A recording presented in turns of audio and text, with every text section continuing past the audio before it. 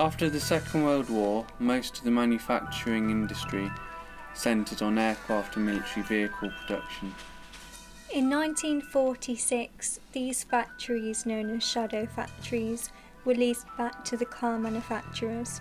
These shadow factories, in Coventry's case, were run by the car companies.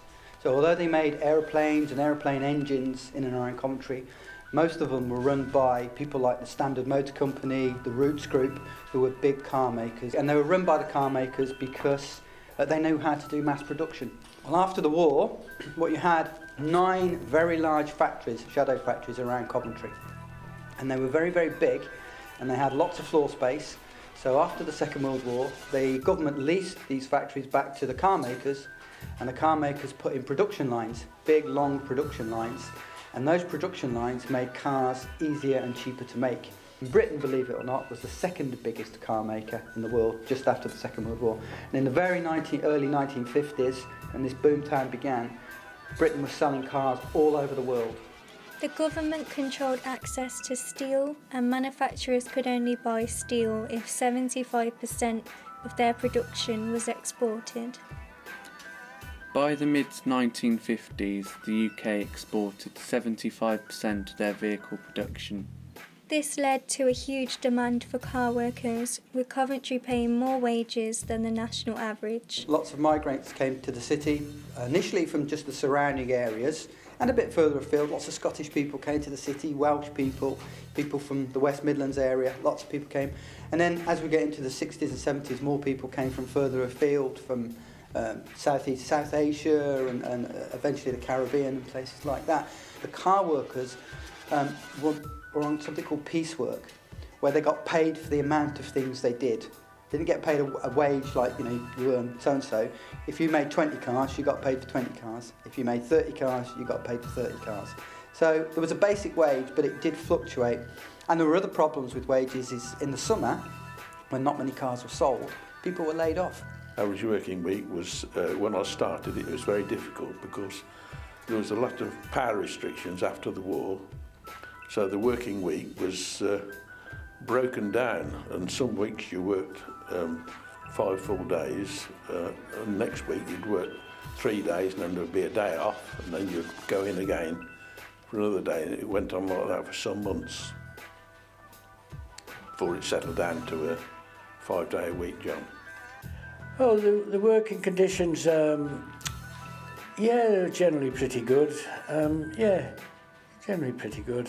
Employers to retain their valuable workers, companies improved their working conditions with longer tea breaks, paid holidays, subsidised social clubs and canteens. As there was quite a lot of money going around, there was various ways. I mean, in the early 50s, the cinema was probably the biggest way that people went out to, went to see lots of movies. Millions of people went to the cinema in the early 50s. And of course, the other thing that's really famous is going out dancing. It's interesting that the car factories and the other sort of manufacturing factories in the city had ballrooms in their factories, and people would spend money going to ballrooms, the Matrix ballroom or the GEC ballroom. These were actually attached to the factories. And I remember my dad talking about how he went courting, as they called it in those days, met my mum at one of these factories. I never bothered with the social clubs. I used to go just to the ordinary pubs, either in the town or in my local area. I used to like the groups, and Coventry at the time was swinging, because there was groups on everywhere. I used to go to workmen's clubs. There was a lot of groups at the time, in the 60s and the 70s. Every club had a group. In the 1950s and 1960s, Coventry was being rebuilt into a reviving modern city. Along with full-time employment and high wages, the people of Coventry had more disposable income. More and more people had cars in the city, which led to the building of the ring road because the city centre couldn't cope.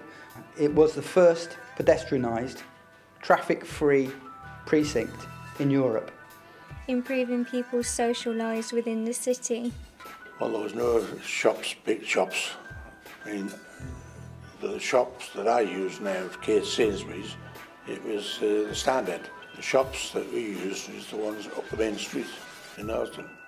The cost of living in those days, judged by today, was, there weren't the things to buy that there are today. My disposable income, surplus cash, I spent on putting a bit aside for holidays, making sure I had enough to go out. After working all week, you needed to relax and go for a drink, entertain yourself, meet friends. I didn't go abroad till mid-70s. Used to go to Butlins because I had 3 kids and couldn't afford to go anywhere else. I always afforded a holiday. I was never hard up for a holiday. 1973 was the highest year of car production in the UK, with 1.9 million units being produced. But all was not well within the car industry. The signs of decline were evident.